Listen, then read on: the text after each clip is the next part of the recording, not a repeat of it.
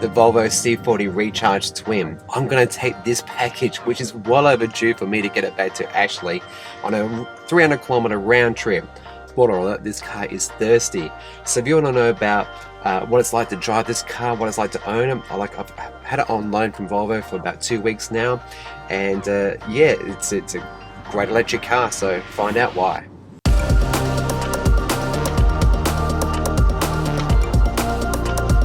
Hey Google, close the garage door. Got it. Closing the garage door. Play the news. Here's the latest news.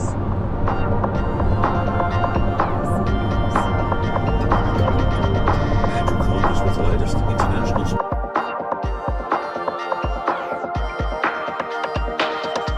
I just exited the freeway and now we're getting into some, we'll call it extra urban driving. It's roadworks here, so limited to 60 k's per hour. Showing for the freeway portion of that drive, which was 94 kilometers, a straight 20 kilowatt hours per 100 kilometers. So that means this much battery capacity if you were doing that sort of driving. Must say that's actually been the best I've achieved so far, which yeah, that's kind of surprising. Anyway, I'm almost at Ashley's and I can't wait to see him. It's been a long time and really glad to be getting this package back to him. I'm about to arrive 10 minutes early to Ashley's house, so I better give him a heads up. And being Android Automotive, this car has a really great voice assistant, which is Google. So watch what it can do. Send a message to Ashley Hill. I'll be there in 10 minutes.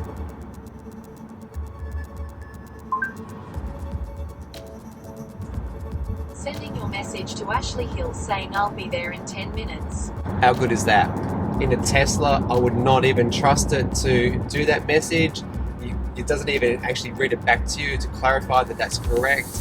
And in one voice prompt, I was able to actually say who it was, construct the message, had the check that it was okay, and away it went. And yeah, this is one of the benefits of this car.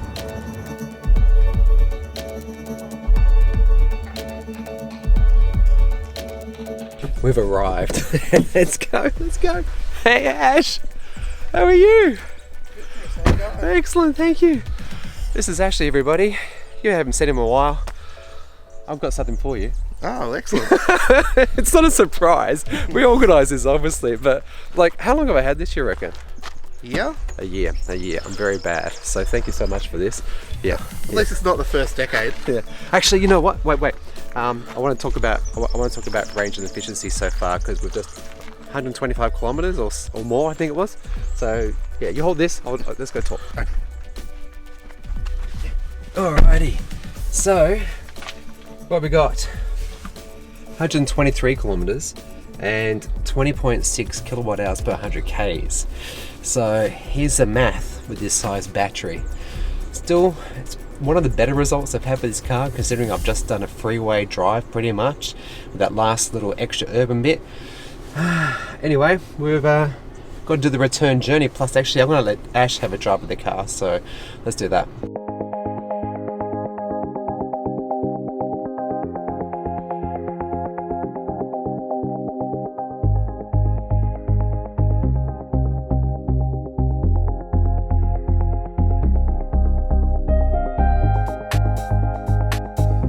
All right, so thanks Ash, really appreciate it again. And what did you think, by the way, of the Volvo? Yeah, well, it was fairly nice. I think it was a bit ugly, but it's handled nice, drove nice. Its lane assist was good. Yeah. You thought the acceleration was not as fast as... Not as fast as my Model 3. Yeah. But I think in the review we'll prove that wrong, but just hold that thought. Yeah, I mean, it didn't feel as fast. Mm-hmm. But that's still plenty fast for most people. Yeah. So yeah, definitely. Well, I've got 43% state of charge left. By all rights, it only took 38% to get here, so I should be able to get home with 5% spare. Yeah.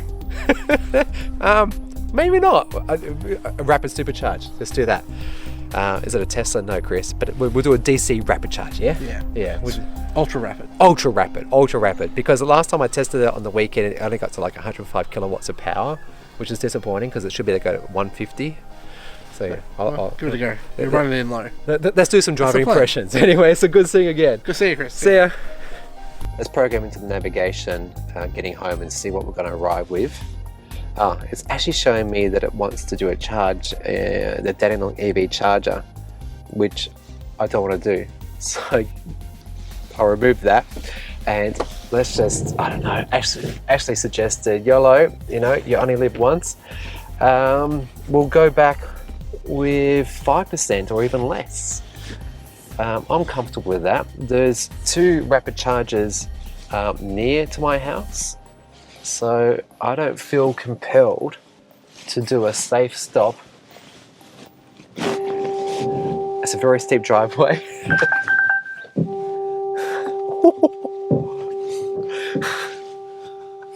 That scared the crap out of me. That was the autonomous emergency braking system.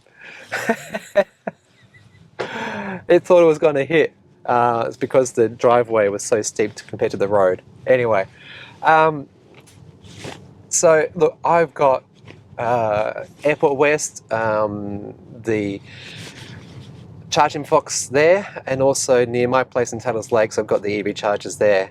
And it says I'm going to arrive with 5% battery. So yeah, we'll do it. I don't feel the need with 43% state of charge left to have to stop. And this is the idea of this video. And oh yeah, I need to reset the trip computer because Ashley was driving it and he did a few accelerations, and that definitely did not improve the consumption. So the figures before right here, we're going to store them and we'll do a new trip now. Resetting. All right, we'll reset. So this is a return journey. It's not going to be identical to the other one. I'm actually going to go a different route, and we'll be able to see what its efficiency is over essentially 300 kilometers, which is the idea of it. Let's talk about driving the Volvo C40, and I'm probably going to say this a few times, and I think it's a compliment, and it actually is. This drive experience is as close to Tesla as you're going to get, and I say that for many reasons. And the first one I'm going to talk to you about is the infotainment system, Android Automotive. It is not as good, but it's pretty damn close as you're going to get to Teslas. It really is. And in some ways, it's actually better, such as if you have an app that you like using, like I love Audible. For those who know me, and I criticize Tesla for not having, let's say, Audible in their cars, I can do that through Android Auto or through Apple CarPlay, and I can also do it in this car too with Android Automotive. So in the App Store, the Google Play App Store, I basically say install this app or whatever app you want within reason to the car, and over the air it gets sent to the car, it gets installed, and you're done. It's brilliant. And the integrated maps, so it's Google Maps, which by the way Tesla is also behind the scenes, it's running Google. So here we've got Google Maps, so it does the live traffic updates. As you saw before, if you navigate somewhere, if you need to charge, it's going to recommend where you're going to charge at. So on route charging is beautiful. In fact, there's very few other cars in Australia that do that right now, and Tesla is the one that does it best. And this is just up. It's identical. It's Google. Let's face it. So the infotainment system is great. I would much rather a larger screen to play with, and hopefully it would be lovely as it'll be less laggy. And having front and center here the binnacle with this beautiful display, and it's showing me my next direction for navigating.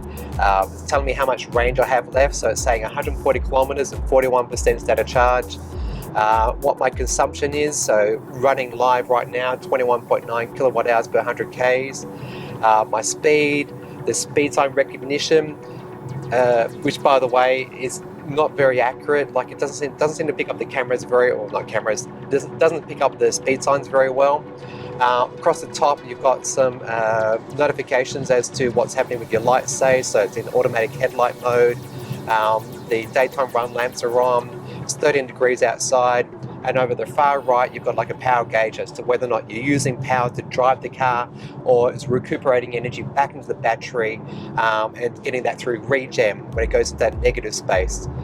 And down the very bottom of the screen here, there's also the autopilot equivalent. I think, what do they call it? Pilot assist in Volvos, and it's very good. It's right up there with Tesla.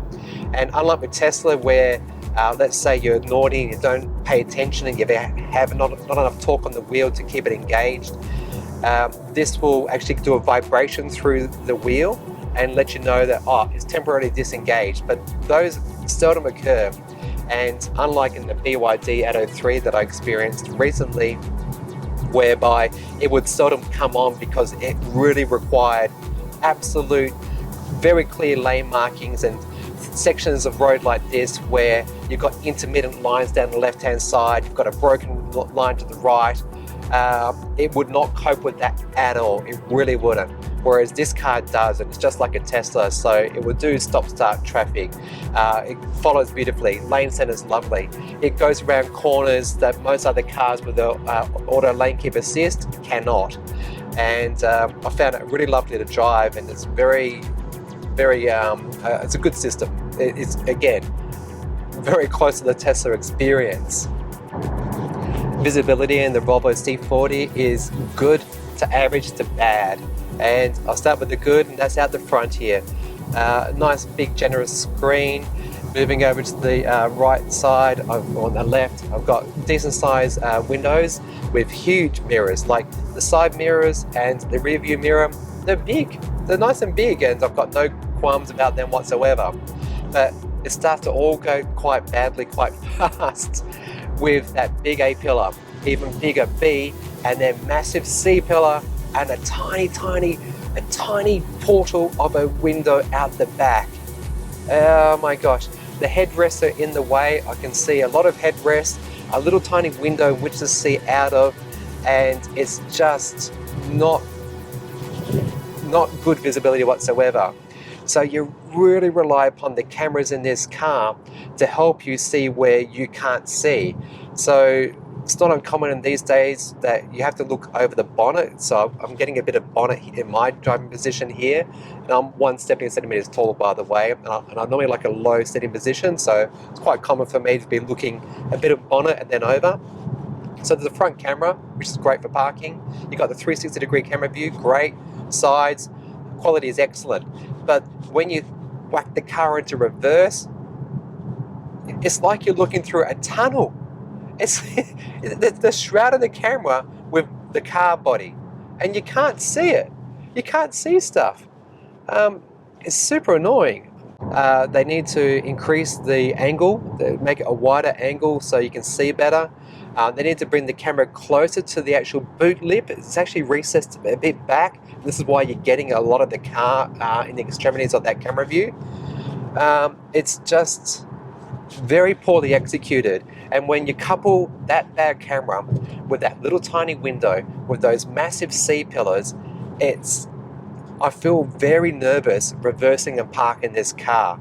I feel fine when I'm going forwards end in or doing parallel parking, but anything when I've got to reverse back, my heart, my hands, definitely could be better. Noise level in the C40 Recharge are okay. At stationary it's very good. You've got some laminate glass, but at speed it's definitely a bit of a noisier cabin. The ride and handling of the Volvo C40 Recharge is very nice. I find the suspension, especially over the great roads of Victoria, to be a lot more compliant and pleasant compared to my Tesla Model Y, which transfers knocks and shutters through the cabin quite badly, and also the noise levels in the Tesla Model Y are not very good at all. So I find that for most everyday driving conditions on our roads, it's confident, it's supple, it's forgiving, and it's pleasant. It doesn't have a lot of body roll, and there's just this quiet, assured, nature. It's a very mature sort of feel, but think limousine without all the roll. Think BMW 7 Series. Kind of. I think I'm exaggerating that a bit. I'm overplaying it, but definitely is a lot nicer than my Tesla Model Y. Let me compare it to other cars. Geez, there's a whole other class, but I've got to say, the MG4 was a very good ride as well, and this is better than that. And I would hope so, because this is very expensive. This is very expensive. So wherever you point this wheel, it's going to go. The tires, they give a good assured grip. They're nice and big. They're 20 inches, and mate, they don't look like they're 20 inches, but they really are. You could even go bigger on them if you wanted to, but I think the tires are actually adding to that sound inside the cabin that we're hearing here, especially right now as I'm driving over coarse bitumen. It's, yeah, I think if I was to make a suggestion to Volvo, if you want to improve the efficiency of this car, because it is so heavy with that 77 kilowatt hour battery pack, along with those 2 electric motors, you would start by actually changing the wheels down to a 19 inch and not have such a sporty profile. That would improve sound levels, that would improve efficiency. And now the bit you might have been waiting for, and that's the 0 to 100 k's per hour. I've shot this across 3 different days with different states of charge. So here they all are, back to back. Let's go.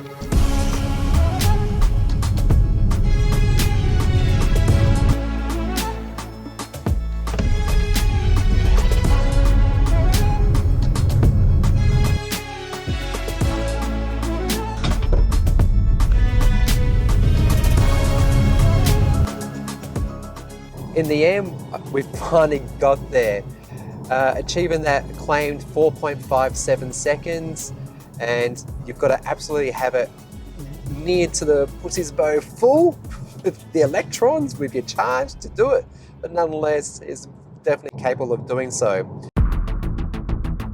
Brakes and regen in the Volvo C40 are very good. In fact, they're very bitey. Coming from a Tesla Model Y rear-wheel drive model, I was really pleasantly surprised by how quickly this car can come to a stop. When you take the foot off the accelerator, it very quickly slows the car down, like right there. Look at that. And I've just washed off more than 30 k's in that brief little space.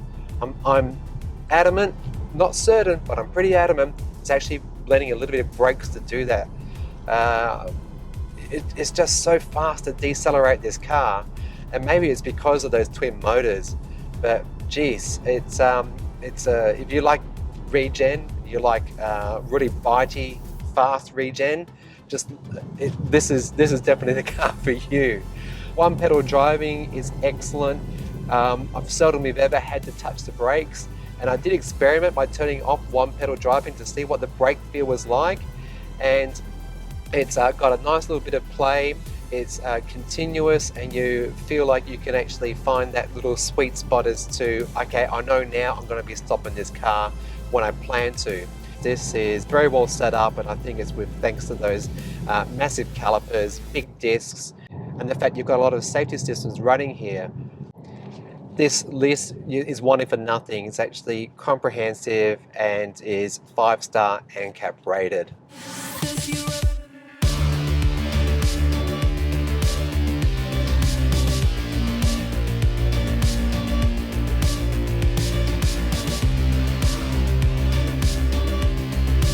Okay, let's do this. I'm at a busy automated car wash over there, busy road over there, but I'm determined, and let's get into the numbers, shall we? Appreciating that I've just done a 250 kilometer trip, and that averaged 19.3 kilowatt hours per 100 kilometers. Now, on that 78 kilowatt hour battery pack, that means this car can do 404 kilometers of range on that freeway cycle, which is actually pretty impressive. Because, and bewilderingly, absolutely crazy, I've got a high figure of 21.3 kilowatt hours per 100 k's doing just normal urban everyday driving. So I filled up last week, and I drove the car every single day, just to and from work, doing errands around the place, a little bit of freeway driving and not a lot, and I got a not as good performance figure. I don't understand why that is. And if I plug that into my little calculator here, let's go 21.3, that means this car can only do 366 kilometers of range. And I'm baffled by that. It's got a massive battery, dual motors, but it's 2.4 ton. And I think that's why the economy of this vehicle, the efficiency of it is not that good. Performance is great, handling is buttery smooth. Build is great as well. Just, I'm really a bit disappointed by its range and efficiency. And it's reflected, I think, in the driving that I've done with this car for the last 2 weeks. I've covered almost 1,000 kilometers, 12 hours of driving, I think now. It just comes again and again. And you know, in cars, sometimes you can't trust what the actual range left says and what the battery state is. I absolutely trust this. It is giving you a genuine, based upon what it is averaging the kilowatt hours to be. It will average to that and tell you genuinely you've got 4,900 kilometers of range left, which it has, well, when I came in here with 9% battery. This right now is achieving 150 kilowatts, in fact actually 153 kilowatts of DC fast charging, and it's saying to get from 10 to 80% is going to take us half an hour. It'd be lovely to see there was actually a faster charging speed than that. At home, you can do AC charging single phase at 7 kilowatts, or you can go up to 11 kilowatts on 3 phase. That's going to mean something like 30 to 40 k's of range added to your car every hour, up to about 70 to 80 kilometers of range per hour. So if you're the type of person who actually does typically 100, 150 k's of kilometers every day, you might want to think about getting a faster charger at home like this one. All right, well, look, I hope you've enjoyed this extended driving impressions video. Click up here and check out this video on my full review of the Volvo C40 Recharge Twin. It's a great car. Definitely do go check it out. And if you want to see more content like this, please do subscribe. If you want to see behind the scenes and stuff that you don't get here on YouTube, please support me on Patreon. Or if you know me and I love coffee, support my work through Ko-fi. And otherwise, you take care and see you soon.